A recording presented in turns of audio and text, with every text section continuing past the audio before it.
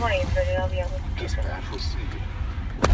All right, well, you see the flashing lights as you're driving down the street. You know you've got to pull over. Law enforcement, of course, working to keep you safe. This that you're seeing right here, just one of the stops that happened overnight while most of us were sleeping and those overnight heroes patrolled the streets. Last week, we introduced you to the men and women behind AMR, the first responders in the ambulances. Today, we're meeting more of these heroes, heading to Niagara County this morning. That's where we find 7 Eyewitness News reporter Twila Nugent, who has been patrolling with the sheriff's office. Good morning, Ed and Katie. It has been a long, busy night. We've been out here since 11 with Deputy Ray Guerin, who's been with the Sheriff's Department for 3 years. And over the night, we responded to more than half a dozen calls. And, well, most of those calls took place within the first 3 hours of us being on the road.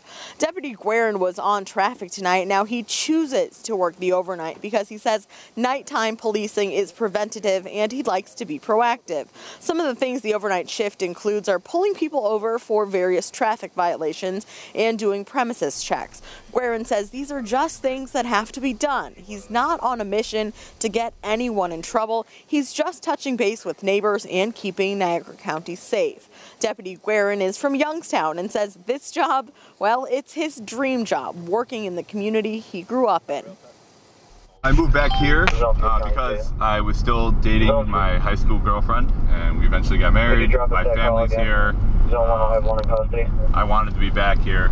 I wanted to work for this department. I did a lot of research prior to coming back here on which department would fit me best, and the sheriff's office was the one, luckily, that fit me.